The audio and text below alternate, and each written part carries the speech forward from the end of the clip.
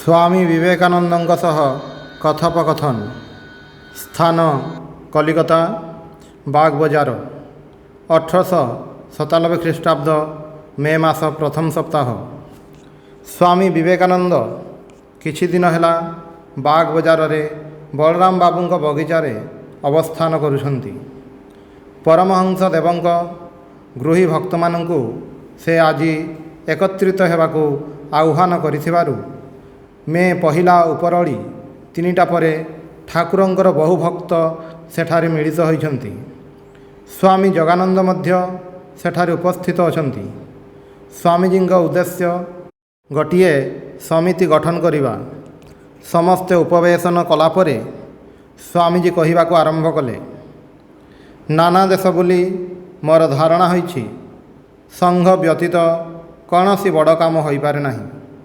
ତେବେ ଆମ ପରି ଦେଶରେ ପ୍ରଥମରୁ ସାଧାରଣତନ୍ତ୍ର ସଂଘ ତିଆରି କରିବା ବା ସାଧାରଣଙ୍କର ଉନ୍ନତି ନେଇ କାମ କରିବାଟା ସେତେ ସୁବିଧାଜନକ ବୋଲି ମନେ ହେଉନାହିଁ। ସେସବୁ ପାଶ୍ଚାତ୍ୟ ଦେଶର ନରନାରୀ ସମଧିକ ଶିକ୍ଷିତ। ଆମ ପରି ଦେଶ ପରାୟଣ ନୁହନ୍ତି। ସେମାନେ ଗୁଣର ସମ୍ମାନ କରିବାକୁ ଶିଖିଛନ୍ତି। ହେଇ ଦେଖନ୍ତୁ ନା, ମୁଁ ଜଣେ ନଗଣ୍ୟ ଲୋକ, ମୋତେ ସେ ଦେଶରେ କେତେ ଆଦର ଯତ୍ନ କରିଛନ୍ତି। ଏ ଦେଶରେ ଶିକ୍ଷା ବିସ୍ତାରରେ ଯେତେବେଳେ ସାଧାରଣ ଲୋକେ ସମଧିକ ସହୃଦୟ ହେବେ, ଯେତେବେଳେ ମତଫତର ସଂକୀର୍ଣ୍ଣ ଗଣ୍ଡିର ବାହାରକୁ ଚିନ୍ତା ପ୍ରସାରିତ କରିବାକୁ ଶିଖିବେ, ସେତେବେଳେ ସାଧାରଣତନ୍ତ୍ର ମତରେ ସଂଘର କାର୍ଯ୍ୟ ଚଳାଇ ପାରିବେ। ସେଥିନିମନ୍ତେ ଏହି ସଂଘର ଜଣେ ଡିକ୍ଟେଟର ବା ପ୍ରଧାନ ପରିଚାଳକ ରହିବା ଆବଶ୍ୟକ। ସମସ୍ତଙ୍କୁ ତାଙ୍କ ଆଦେଶ ମାନି ଚଳିବାକୁ ହେବ। ତାପରେ କାଳକ୍ରମେ ସମସ୍ତଙ୍କ ମତ ନେଇ କାର୍ଯ୍ୟ କରାଯିବ। ଆମେମାନେ ଯାହାଙ୍କ ନାମରେ ସନ୍ନ୍ୟାସୀ ହୋଇଛୁ, ଆପଣମାନେ ଯାହାଙ୍କୁ ଜୀବନର ଆଦର୍ଶ କରି ସଂସାର ଆଶ୍ରମର କାର୍ଯ୍ୟକ୍ଷେତ୍ରରେ ଅଛନ୍ତି, ଯାହାଙ୍କ ଦେହ ଅବସାନର କୋଡ଼ିଏ ବର୍ଷ ମଧ୍ୟରେ ପ୍ରାଚ୍ୟ ଓ ପାଶ୍ଚାତ୍ୟ ଜଗତରେ ତାଙ୍କର ପୁଣ୍ୟ ନାମ ଓ ଅଦ୍ଭୁତ ଜୀବନର ଆଶ୍ଚର୍ଯ୍ୟଜନକ ପ୍ରସାର ହୋଇଛି, ଏହି ସଂଘ ତାଙ୍କ ନାମରେ ହିଁ ପ୍ରତିଷ୍ଠିତ ହେବ। ଆମେମାନେ ପ୍ରଭୁଙ୍କର ଦାସ। ଆପଣମାନେ ଏ କାର୍ଯ୍ୟରେ ସହାୟ ହୁଅନ୍ତୁ। ଶ୍ରୀଯୁକ୍ତ ଗିରୀଶ ଘୋଷ ପ୍ରମୁଖ ଉପସ୍ଥିତ ଗୃହୀ ଶିଷ୍ୟଗଣ ଏ ପ୍ରସ୍ତାବ ଅନୁମୋଦନ କରନ୍ତେ ରାମକୃଷ୍ଣ ସଂଘର ଭାବି କାର୍ଯ୍ୟପ୍ରଣାଳୀ ଆଲୋଚିତ ହେବାକୁ ଲାଗିଲା। ସଂଘର ନାମ ରଖାହେଲା ରାମକୃଷ୍ଣ ପ୍ରଚାର ବା ରାମକୃଷ୍ଣ ମିଶନ। ତାହାର ଉଦ୍ଦେଶ୍ୟ ପ୍ରଭୃତି ତାହାର ମୁଦ୍ରିତ ବିଜ୍ଞାପନରୁ ଉଦ୍ଧୃତ ହେଲା। ଉଦ୍ଦେଶ୍ୟ ହେଉଛି ମାନବର ହିତାର୍ଥେ ଶ୍ରୀରାମକୃଷ୍ଣ ଯେଉଁ ସବୁ ତତ୍ତ୍ୱ ବ୍ୟାଖ୍ୟା କରିଛନ୍ତି ଏବଂ କାର୍ଯ୍ୟରେ ତାଙ୍କ ଜୀବନରେ ପ୍ରତିପାଦିତ ହୋଇଅଛି, ତାହାର ପ୍ରଚାର ଏବଂ ମନୁଷ୍ୟର ଦୈହିକ, ମାନସିକ ଓ ପାରମାର୍ଥିକ ଉନ୍ନତି କଳ୍ପେ ଯେପରି ସେହିସବୁ ତତ୍ତ୍ୱ ପ୍ରଯୁକ୍ତ ହୋଇପାରିବ, ତଦ୍ ବିଷୟରେ ସାହାଯ୍ୟ କରିବା ଏହି ପ୍ରଚାର ବା ମିଶନର ଉଦ୍ଦେଶ୍ୟ। ଆଉ ବ୍ରତ ହେଉଛି ଜଗତର ଯାବତୀୟ ଧର୍ମମତକୁ ଏକ ଅକ୍ଷୟ ସନାତନ ଧର୍ମର ରୂପାନ୍ତର ମାତ୍ର ଜ୍ଞାନ କରି ସକଳ ଧର୍ମ ଅବଲମ୍ବୀମାନଙ୍କ ମଧ୍ୟରେ ଆତ୍ମୀୟତା ସ୍ଥାପନ ନିମିତ୍ତ ଶ୍ରୀରାମକୃଷ୍ଣ ଯେଉଁ କାର୍ଯ୍ୟର ଅବତାରଣ କରିଥିଲେ, ତାହାର ପରିଚାଳନା କରିବା ହିଁ ଏହି ପ୍ରଚାର ବା ମିଶନର ବ୍ରତ। କାର୍ଯ୍ୟପ୍ରଣାଳୀ ମନୁଷ୍ୟର ସାଂସାରିକ ଓ ଆଧ୍ୟାତ୍ମିକ ଉନ୍ନତି ନିମିତ୍ତ ବିଦ୍ୟାଦାନ ପାଇଁ ଉପଯୁକ୍ତ ଲୋକ ଶିକ୍ଷିତକରଣ, ଶିଳ୍ପ ଓ ଶ୍ରମ ଉପଜୀବିକାର ଉତ୍ସାହ ବର୍ଦ୍ଧନ ଏବଂ ବେଦାନ୍ତ ଓ ଅନ୍ୟାନ୍ୟ ଧର୍ମଭାବ ରାମକୃଷ୍ଣଙ୍କ ଜୀବନରେ ଯେପରି ବ୍ୟାଖ୍ୟାତ ହୋଇଥିଲା, ତାହାର ଜନସମାଜରେ ପ୍ରବର୍ତ୍ତନ। ଭାରତବର୍ଷୀୟ କାର୍ଯ୍ୟ। ଭାରତବର୍ଷର ନଗରେ ନଗରେ ଆଚାର୍ଯ୍ୟବ୍ରତ ଗ୍ରହଣାଭିଳାଷୀ ଗୃହସ୍ଥ ବା ସନ୍ନ୍ୟାସୀମାନଙ୍କ ଶିକ୍ଷାର ଆଶ୍ରମ ସ୍ଥାପନ ଏବଂ ଯେପରି ସେମାନେ ଦେଶ ଦେଶାନ୍ତରକୁ ଯାଇ ଜନଗଣଙ୍କୁ ଶିକ୍ଷିତ କରିପାରନ୍ତି, ତାହାର ଉପାୟ ଅବଲମ୍ବନ। ବିଦେଶୀୟ କାର୍ଯ୍ୟ ବିଭାଗ। ଭାରତ ବହିର୍ଭୂତ ଦେଶମାନଙ୍କୁ ବ୍ରତଧାରୀ ପ୍ରେରଣ ଏବଂ ତତ୍ତତ୍ ଦେଶରେ ସ୍ଥାପିତ ଆଶ୍ରମମାନଙ୍କ ସହିତ ଭାରତୀୟ ଆଶ୍ରମମାନଙ୍କର ଘନିଷ୍ଠତା ଓ ସହାନୁଭୂତି ବର୍ଦ୍ଧନ ଏବଂ ନୂତନ ଆଶ୍ରମ ସଂସ୍ଥାପନ। ସ୍ୱାମୀଜୀ ସ୍ୱୟଂ ଉକ୍ତ ସମିତିର ସାଧାରଣ ସଭାପତି ହେଲେ। ସ୍ୱାମୀ ବ୍ରହ୍ମାନନ୍ଦ କଲିକତା କେନ୍ଦ୍ରର ସଭାପତି ଏବଂ ସ୍ୱାମୀ ଯୋଗାନନ୍ଦ ତାଙ୍କର ସହକାରୀ ହେଲେ। ବାବୁ ନରେନ୍ଦ୍ରନାଥ ମିତ୍ର ଆଟର୍ଣ୍ଣି ମହାଶୟ ଏହାର ସେକ୍ରେଟାରୀ, ଡାକ୍ତର ଶଶିଭୂଷଣ ଘୋଷ ଓ ବାବୁ ଶରତଚନ୍ଦ୍ର ସରକାର ସହକାରୀ ସେକ୍ରେଟାରୀ ଏବଂ ଶିଷ୍ୟ ଶାସ୍ତ୍ର ପାଠକ ରୂପେ ନିର୍ବାଚିତ ହେଲେ। ସଙ୍ଗେ ସଙ୍ଗେ ଏହି ନିୟମଟି ମଧ୍ୟ ବିଧିବଦ୍ଧ ହେଲା ଯେ ପ୍ରତି ରବିବାର 4ଟା ପରେ ବଳରାମ ବାବୁଙ୍କ ଗୃହରେ ସମିତିର ଅଧିବେଶନ ହେବ। ପୂର୍ବୋକ୍ତ ସଭା ପରେ 3 ବର୍ଷ ପର୍ଯ୍ୟନ୍ତ ରାମକୃଷ୍ଣ ମିଶନ ସମିତିର ଅଧିବେଶନ ପ୍ରତି ରବିବାରରେ ବଳରାମ ବସୁଙ୍କ ଘରେ ହୋଇଥିଲା। କହିବା ବାହୁଲ୍ୟ, ସ୍ୱାମୀଜୀ ଯେତେଦିନ ପର୍ଯ୍ୟନ୍ତ ପୁନରାୟ ବିଲାତ ଗମନ କରିନଥିଲେ ସେତେଦିନ ପର୍ଯ୍ୟନ୍ତ ସୁବିଧା ଅନୁଯାୟୀ ସମିତିର ଅଧିବେଶନରେ ଉପସ୍ଥିତ ରହି କେତେବେଳେ ଉପଦେଶ ଦାନ ଏବଂ କେତେବେଳେ ବା କିନ୍ନର କଣ୍ଠରେ ଗାନ କରି ଶ୍ରୋତୃବର୍ଗଙ୍କୁ ମୋହିତ କରୁଥିଲେ। ସଭା ଭଙ୍ଗ ପରେ ସଭ୍ୟମାନେ ଚାଲିଗଲା ଉତ୍ତାରୁ ଯୋଗାନନ୍ଦ ସ୍ୱାମୀଙ୍କୁ ଲକ୍ଷ୍ୟ କରି ସ୍ୱାମୀଜୀ କହିଲେ, ଏ ପ୍ରକାର କାର୍ଯ୍ୟ ତ ଆରମ୍ଭ କରାଗଲା, ଏବେ ଦେଖ ଠାକୁରଙ୍କ ଇଚ୍ଛାରେ କେତେ ଦୂର କ'ଣ ହେଉଛି। ସ୍ୱାମୀ ଯୋଗାନନ୍ଦ ପଚାରୁଛନ୍ତି, ତୁମର ଏସବୁ ବିଦେଶୀ ଭାବରେ କାର୍ଯ୍ୟ କରାହେଉଛି, ଠାକୁରଙ୍କ ଉପଦେଶ କ'ଣ ଏଭଳି ଥିଲା? ସ୍ୱାମୀଜୀ କହିଲେ, ତୁ କିପରି ଜାଣିଲୁ ଏସବୁ ଠାକୁରଙ୍କ ଭାବ ନୁହେଁ? ଅନନ୍ତ ଭାବମୟ ଠାକୁରଙ୍କୁ ତୁମେ ତୁମ ଗଣ୍ଡି ମଧ୍ୟରେ ବୋଧହୁଏ ବାନ୍ଧି ରଖିବାକୁ ଚାହୁଁଛ। ମୁଁ ଏ ଗଣ୍ଡି ଭାଙ୍ଗି ତାଙ୍କ ଭାବ ପୃଥିବୀମୟ ବିଞ୍ଚି ଦେଇଯିବି। ଠାକୁରେ ମୋତେ ତାଙ୍କ ପୂଜା ପାଠ ପ୍ରବର୍ତ୍ତନ କରିବାକୁ କେବେ ହେଲେ ଉପଦେଶ ଦେଇନାହାନ୍ତି। ସେ ସାଧନ ଭଜନ, ଧ୍ୟାନ ଧାରଣା ଓ ଅନ୍ୟାନ୍ୟ ଉଚ୍ଚ ଉଚ୍ଚ ଧର୍ମଭାବ ସମ୍ବନ୍ଧରେ ଯେଉଁ ସବୁ ଉପଦେଶ ଦେଇଯାଇଛନ୍ତି ସେଗୁଡ଼ିକ ଉପଲବ୍ଧି କରି ଜୀବକୁ ତାହା ଶିକ୍ଷା ଦେବାକୁ ହେବ। ଅନନ୍ତ ମତ, ଅନନ୍ତ ପଥ। ସମ୍ପ୍ରଦାୟପୂର୍ଣ୍ଣ ଜଗତରେ ଆଉ ଗୋଟିଏ ନୂତନ ସମ୍ପ୍ରଦାୟ ଗଠନ କରିଯିବାକୁ ମୋର ଜନ୍ମ ହୋଇନାହିଁ। ପ୍ରଭୁଙ୍କ ପଦତଳେ ଆଶ୍ରୟ ପାଇ ଆମେମାନେ ଧନ୍ୟ ହୋଇଛୁ। ତ୍ରିଜଗତର ଲୋକଙ୍କୁ ତାଙ୍କ ଭାବ ସମୂହ ଦେବା ନିମିତ୍ତ ହିଁ ଆମମାନଙ୍କର ଜନ୍ମ। ଯୋଗାନନ୍ଦ ସ୍ୱାମୀ କଥାର ପ୍ରତିବାଦ ନ କରିବାରୁ ସ୍ୱାମୀଜୀ ପୁନରାୟ କହିବାକୁ ଲାଗିଲେ, ପ୍ରଭୁଙ୍କ ଦୟାର ନିଦର୍ଶନ ଭୂୟ ଭୂୟ ଏ ଜୀବନରେ ପାଇଛି। ସେ ପଛରେ ଠିଆ ହୋଇ ଏସବୁ କାର୍ଯ୍ୟ କରାଇ ନେଉଛନ୍ତି। ଯେତେବେଳେ କ୍ଷୁଧାରେ କାତର ହୋଇ ଗଛ ମୂଳରେ ପଡ଼ିଥାଏ, ଯେତେବେଳେ କୌପିନ ମାରିବାକୁ ବସ୍ତ୍ର ନଥିଲା, ଯେତେବେଳେ କପର୍ଦ୍ଦକ ଶୂନ୍ୟ ହୋଇ ପୃଥିବୀ ଭ୍ରମଣରେ କୃତସଙ୍କଳ୍ପ, ସେତେବେଳେ ମଧ୍ୟ ଠାକୁରଙ୍କ ଦୟାରେ ସର୍ବ ବିଷୟରେ ସହାୟତା ପାଇଛି। ପୁଣି ଯେତେବେଳେ ଏହି ବିବେକାନନ୍ଦଙ୍କୁ ଦେଖିବା ପାଇଁ ଚିକାଗୋର ରାସ୍ତାରେ ଠେଲାପେଲା ହୋଇଛି, ଯେଉଁ ସମ୍ମାନର ଶତାଂଶର ଏକାଂଶ ପାଇଲେ ସାଧାରଣ ମନୁଷ୍ୟ ଉନ୍ମାଦ ହୋଇଯାଏ, ଠାକୁରଙ୍କ କୃପାରେ ସେତେବେଳେ ସେ ସମ୍ମାନକୁ ମଧ୍ୟ ଅକ୍ଳେଶରେ ହଜମ କରିଛି। ପ୍ରଭୁଙ୍କ ଇଚ୍ଛାରେ ସର୍ବତ୍ର ବିଜୟ। ଏଥର ଏ ଦେଶରେ କିଛି କାର୍ଯ୍ୟ କରିଯିବି। ତୁମେମାନେ ସନ୍ଦେହ ଛାଡ଼ି ମୋ କାର୍ଯ୍ୟରେ ସାହାଯ୍ୟ କର, ଦେଖିବ ତାଙ୍କ ଇଚ୍ଛାରେ ସବୁ ପୂର୍ଣ୍ଣ ହୋଇଯିବ। ସ୍ୱାମୀ ଯୋଗାନନ୍ଦ କହୁଛନ୍ତି, ତୁମେ ଯାହା ଇଚ୍ଛା କରିବ ତାହା ହିଁ ହେବ। ଆମେ ତ ଚିରଦିନ ତୁମର ଆଜ୍ଞାନୁବର୍ତ୍ତୀ। ଠାକୁରେ ଯେ ତୁମ ଭିତର ଦେଇ ଏସବୁ କରୁଛନ୍ତି, ମଝିରେ ମଝିରେ ତାହା ବେଶ ଦେଖିବାକୁ ପାଉଛି। ତେବେ କ'ଣ ଜାଣ, ମଝିରେ ମଝିରେ କେମିତି ଖଟକା ଆସେ। ଠାକୁରଙ୍କ କାର୍ଯ୍ୟପ୍ରଣାଳୀ ଅନ୍ୟ ରୂପରେ ଦେଖିଛି କି ନା? ସେଥିପାଇଁ ମନେ ହୁଏ ଆମେମାନେ ତାଙ୍କ ଶିକ୍ଷା ଛଡ଼ା ଅନ୍ୟ ପଥରେ ଚାଲୁନାହୁଁ ତ। ସେଥିପାଇଁ ତୁମକୁ ଅନ୍ୟ ପ୍ରକାରେ କହେ ଓ ସାବଧାନ କରିଦିଏ। ସ୍ୱାମୀଜୀ କହୁଛନ୍ତି, କ'ଣ ଜାଣୁ, ସାଧାରଣ ଭକ୍ତମାନେ ଠାକୁରଙ୍କୁ ଯେତେ ଟିକିଏ ବୁଝନ୍ତି, ପ୍ରଭୁ ବାସ୍ତବିକ ସେତେ ଟିକିଏ ନୁହନ୍ତି।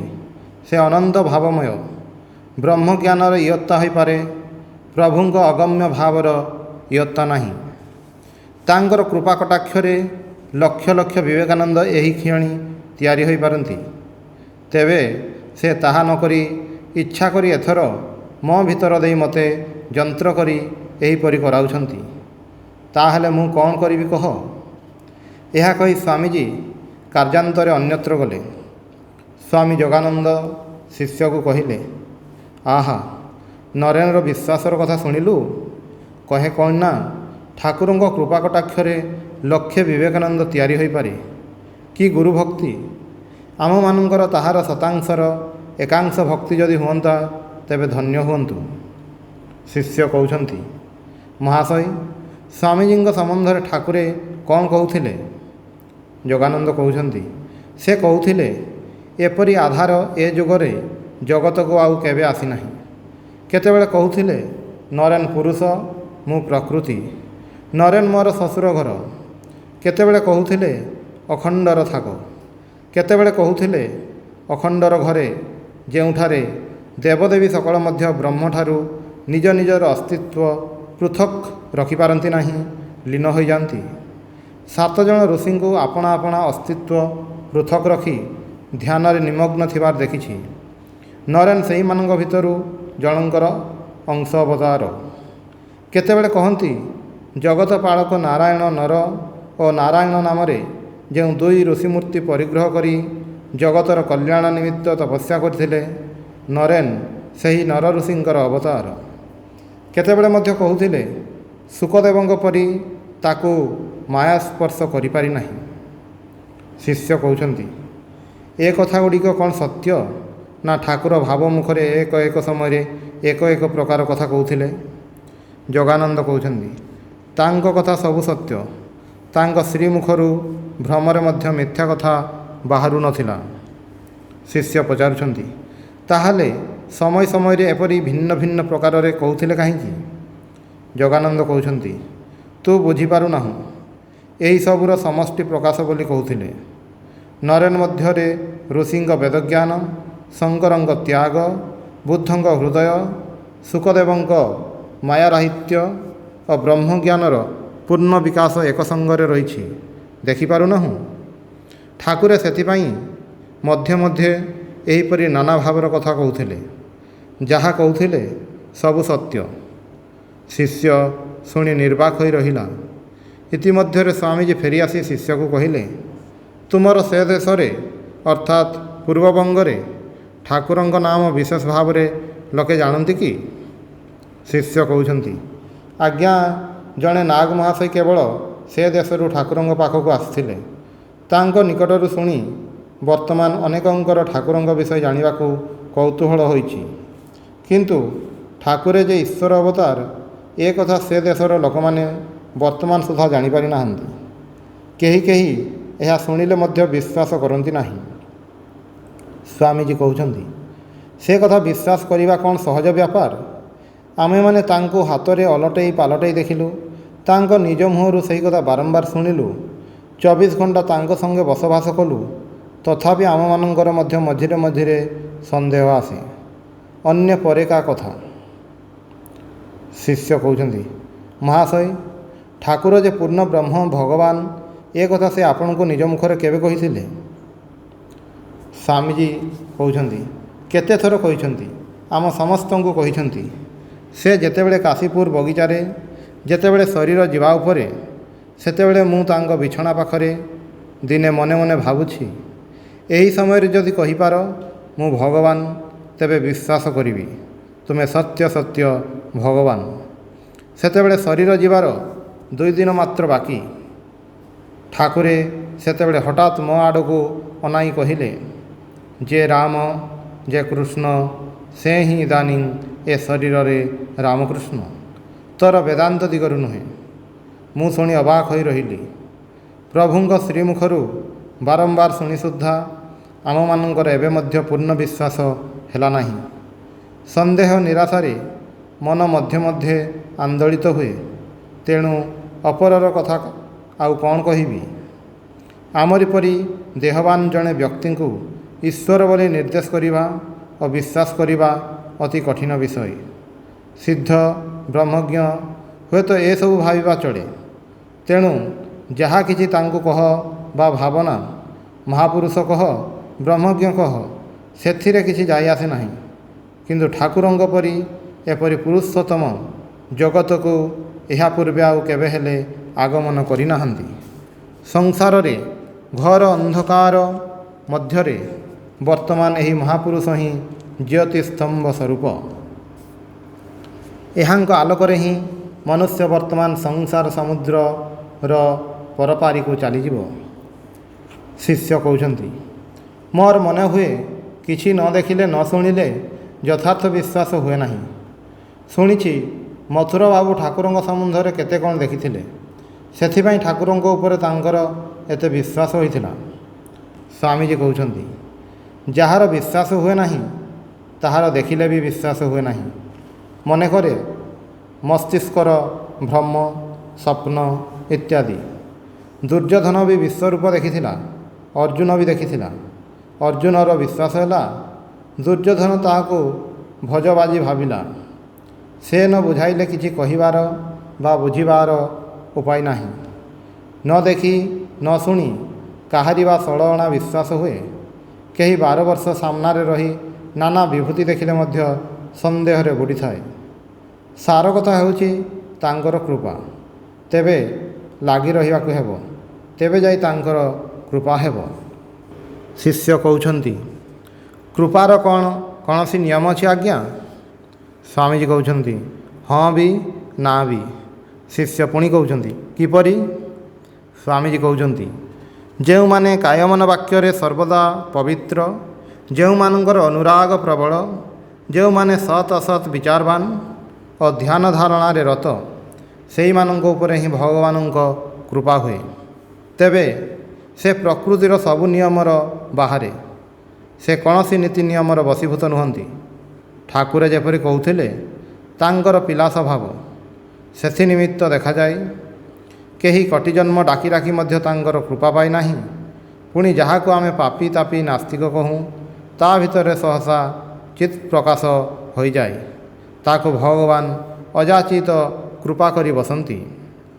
ତାଙ୍କର ପୂର୍ବଜନ୍ମର ସୁକୃତି ଥିଲା, ଏ କଥା କହିପାରୁ, କିନ୍ତୁ ଏ ରହସ୍ୟ ବୁଝିବା କଠିନ। ଠାକୁରେ କେତେବେଳେ ବା କହୁଥିଲେ, ତାଙ୍କ ଉପରେ ନିର୍ଭର କର, ଝଡ଼ର ଅଇଁଠା ପତ୍ର ହୋଇଯାଉ। ପୁଣି କେତେବେଳେ କହୁଥିଲେ, ତାଙ୍କର କୃପା ବା ତ ବହୁଛି, ତୁ ପାଲ ଟେକି ଦେନା। ଶିଷ୍ୟ କହୁଛନ୍ତି, ମହାଶୟ, ଏ ତ ମହା କଠିନ କଥା। କୌଣସି ଯୁକ୍ତିର ପ୍ରଶ୍ନ ଯେ ଏଠାରେ ଉଠିପାରେ ନାହିଁ। ସ୍ୱାମୀଜୀ କହୁଛନ୍ତି, ଯୁକ୍ତି ତର୍କର ସୀମା ମାୟାଧିକୃତ ଜଗତରେ, ଦେଶକାଳ ନିମିତ୍ତ ଗଣ୍ଡି ମଧ୍ୟରେ। ସେ ଦେଶକାଳାତୀତ, ତାଙ୍କର ନିୟମ ମଧ୍ୟ ସତ, ପୁଣି ସେ ନିୟମର ବାହାରେ, ଏହା ବି ସତ୍ୟ। ପ୍ରକୃତିର ଯାହା କିଛି ନିୟମ ସେ ହିଁ କରିଛନ୍ତି କିମ୍ବା ହୋଇଛନ୍ତି। ପୁଣି ସେ ସକଳର ବାହାରେ ମଧ୍ୟ ରହିଛନ୍ତି।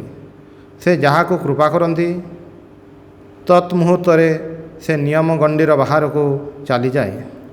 ସେଥିପାଇଁ କୃପାର କୌଣସି ଧରାବନ୍ଧା ନିୟମ ନାହିଁ। କୃପା ହେଉଛି ତାଙ୍କର ଗୋଟାଏ ଖିଆଲ। ଏହି ଜଗତ ସୃଷ୍ଟି ମଧ୍ୟ ସବୁ ତାଙ୍କ ଖିଆଲ। ଲୋକବତ୍ତୁ ଲୀଳା କୈବଲ୍ୟଂ। ଯେ ଖିଆଲରେ ଜଗତ ଗଢ଼ି ଭାଙ୍ଗି ପାରନ୍ତି, ସେ କ'ଣ ଆଉ କୃପା କରି ମହାପାପୀକୁ ବି ମୁକ୍ତି ଦେଇପାରନ୍ତି ନାହିଁ? ତେବେ ସେ କାହାକୁ ସାଧନ ଭଜନ କରାଇ ନିଅନ୍ତି ଓ କାହାକୁ କରାନ୍ତି ନାହିଁ, ତାହା ମଧ୍ୟ ତାଙ୍କ ଖିଆଲ, ତାଙ୍କ ଇଚ୍ଛା। ଶିଷ୍ୟ କହୁଛନ୍ତି, ଆଜ୍ଞା ବୁଝିପାରିଲି ନାହିଁ। ସ୍ୱାମୀଜୀ କହୁଛନ୍ତି, ବୁଝି ଆଉ କ'ଣ ହେବ? ଯେତେଟା ପାରୁ ତାଙ୍କଠାରେ ମନ ଲଗାଇ ରହ, ତାହେଲେ ଏହି ଜଗତ ଭେଡ଼ିକି ଆପେ ଆପେ ଭାଙ୍ଗିଯିବ। ତେବେ ଲାଗି ରହିବାକୁ ହେବ, କାମ କାଞ୍ଚନ ଆଡ଼ୁ ମନ ଘୁଞ୍ଚେଇ ନେବାକୁ ହେବ, ସତ୍ ଅସତ୍ ବିଚାର ସର୍ବଦା କରିବାକୁ ହେବ। ମୁଁ ଦେହ ନୁହେଁ, ଏହିପରି ବିଦେହ ଭାବରେ ଅବସ୍ଥାନ କରିବାକୁ ହେବ। ମୁଁ ସର୍ବଗାତ୍ମା, ଏଇଟି ଅନୁଭବ କରିବାକୁ ହେବ। ଏହିପରି ଲାଗି ରହିବାର ନାମ ହେଉଛି ପୁରୁଷକାର। ଏହି ରୂପେ ପୁରୁଷକାରର ସହାୟତାରେ ତାଙ୍କଠାରେ ନିର୍ଭରତା ଆସିବ। ତାହା ହିଁ ହେଲା ପରମ ପୁରୁଷାର୍ଥ। ସ୍ୱାମୀଜୀ ପୁଣି କହିବାକୁ ଲାଗିଲେ, ତାଙ୍କ କୃପା ତୁମ ଉପରେ ନଥିଲେ ତୁମେ ଏଠାକୁ ଆସିବ କାହିଁକି? ଠାକୁରେ କହନ୍ତି, ଯାହାଙ୍କ ପ୍ରତି ଈଶ୍ୱରଙ୍କ କୃପା ହୋଇଛି, ସେମାନେ ଏଠାକୁ ଆସିବେ ହିଁ ଆସିବେ। ଯେଉଁଠାରେ ଥାଆନ୍ତୁ ବା ଯାହା କରନ୍ତୁ ନା କାହିଁକି, ଏଠାକାର କଥାରେ, ଏଠାକାର ଭାବରେ ସେ ଅଭିଭୂତ ହେବେ ହିଁ ହେବେ। ତୋରି କଥା ଭାବି ଦେଖନା, ଯେ କୃପାବଳରେ ସିଦ୍ଧ, ଯେ ପ୍ରଭୁଙ୍କ କୃପା ସମ୍ୟକ୍ ବୁଝିଛନ୍ତି, ସେହି ନାଗ ମହାଶୟଙ୍କ ସଙ୍ଗ ଲାଭ କ'ଣ ଈଶ୍ୱରଙ୍କ କୃପା ଭିନ୍ନ ହୁଏ? ଅନେକ ଜନ୍ମ ସଂସିଦ୍ଧ ତତ ୟାତି ପରାଙ୍ଗତିମ୍। ଜନ୍ମ ଜନ୍ମାନ୍ତରର ସୁକୃତ ଥିଲେ ଏପରି ମହାପୁରୁଷଙ୍କର ଦର୍ଶନ ଲାଭ ହୁଏ। ଶାସ୍ତ୍ରରେ ଉତ୍ତମ ଭକ୍ତିର ଯେଉଁ ସବୁ ଲକ୍ଷଣ ଦେଖାଯାଏ, ନାଗ ମହାଶୟଙ୍କଠାରେ ସେଗୁଡ଼ିକ ସବୁ ଫୁଟି ବାହାରିଛି। ଏଇ ଯେ କହନ୍ତି ତୃଣାଦପି ଶୁନି ଚେନ, ତାହା ଏକମାତ୍ର ନାଗ ମହାଶୟଙ୍କଠାରେ ହିଁ ପ୍ରତ୍ୟକ୍ଷ କରାଗଲା। ତୁମର ବଙ୍ଗଳାଦେଶ ଧନ୍ୟ, ନାଗ ମହାଶୟଙ୍କ ପାଦସ୍ପର୍ଶରେ ପବିତ୍ର ହୋଇଯାଇଛି। ଏ କଥା କହୁ କହୁ ସ୍ୱାମୀଜୀ ମହାକବି ଶ୍ରୀଯୁକ୍ତ ଗିରିଶଚନ୍ଦ୍ର ଘୋଷଙ୍କ ଘରକୁ ବୁଲିଯିବାକୁ ବାହାରିଲେ। ସଙ୍ଗରେ ସ୍ୱାମୀ ଯୋଗାନନ୍ଦ ଓ ଶିଷ୍ୟ। ଗିରୀଶ ବାବୁଙ୍କ ଘରେ ପହଞ୍ଚି ଉପବେଶନ କରି ସ୍ୱାମୀଜୀ କହିବାକୁ ଲାଗିଲେ, ଯୀଶି, ମନରେ ଆଜିକାଲି କେବଳ ଉଠୁଛି ଏଇଟା କରେ ସେଇଟା କରେ, ତାଙ୍କ କଥା ଜଗତରେ ବିଞ୍ଚିଦିଏ ଇତ୍ୟାଦି। ପୁଣି ଭାବେ ଏଥିରେ ଯଦି ଭାରତରେ ଆଉ ଗୋଟିଏ ସମ୍ପ୍ରଦାୟ ସୃଷ୍ଟି ହୋଇଯାଏ, ସେଥିପାଇଁ ଅନେକ ସମ୍ଭାଳି ଚଳିବାକୁ ପଡ଼େ। କେତେବେଳେ ମଧ୍ୟ ଭାବେ ସମ୍ପ୍ରଦାୟ ହେଉ, ପୁଣି ଭାବେ ନା, ସେ କାହାରି ଭାବ କଦାପି ନଷ୍ଟ କରିନାହାନ୍ତି, ସମଦର୍ଶିତା ହିଁ ତାଙ୍କର ଭାବ। ଏହା ଭାବି ମନର ଭାବ ଅନେକ ସମୟରେ ଚାପି ରଖି ଚାଲେ। ତୁମେ କ'ଣ କହୁଛ? ଗିରୀଶ ବାବୁ କହୁଛନ୍ତି, ମୁଁ ଆଉ କ'ଣ କହିବି? ତୁମେ ତାଙ୍କ ହାତର ଯନ୍ତ୍ର, ଯାହା କରାଇବେ ତାହା ହିଁ ତୁମକୁ କରିବାକୁ ହେବ। ମୁଁ ଏସବୁ କଥା ବୁଝେ ନା। ମୁଁ ଦେଖୁଛି ପ୍ରଭୁଙ୍କ ଶକ୍ତି ତୁମକୁ ଦେଇ କାମ କରାଇ ନେଉଛନ୍ତି, ଖାଲି ଆଖିରେ ଦେଖୁଛି। ସ୍ୱାମୀଜୀ କହୁଛନ୍ତି, ମୁଁ ଦେଖୁଛି ଆମେ ନିଜ ଖିଆଲରେ କାମ କରିଯାଉଛୁ, ତେବେ ବିପଦରେ ଆପଦରେ ଅଭାବରେ ଦାରିଦ୍ର୍ୟରେ ସେ ଦେଖାଦେଇ ଉପଯୁକ୍ତ ପଥରେ ଚଳାଇ ନିଅନ୍ତି, ପରିଚାଳନା କରନ୍ତି। ଏହା ଦେଖିବାକୁ ପାଇଛି। କିନ୍ତୁ ପ୍ରଭୁଙ୍କ ଶକ୍ତିର କିଛି ମାତ୍ର ଇୟତା କରିପାରିଲେ ନାହିଁ। ଗିରୀଶ ବାବୁ କହୁଛନ୍ତି, ସେ କହିଥିଲେ, ସବୁ ବୁଝିଲେ ବର୍ତ୍ତମାନ ହିଁ ସବୁ ଫାଙ୍କା ହୋଇଯିବ। କିଏ କରିବ, କାହାକୁ ଦେଇବା କରେଇବ? ଏହିପରି କଥାବାର୍ତ୍ତା ପରେ ଆମେରିକା ପ୍ରସଙ୍ଗ ଉତ୍ଥାପିତ ହେଲା। ଗିରୀଶ ବାବୁ ଯେପରି ଇଚ୍ଛା କରି ସ୍ୱାମୀଜୀଙ୍କ ମନ ପ୍ରସଙ୍ଗ ଅନ୍ତରକୁ ଫେରାଇ ଦେଲେ।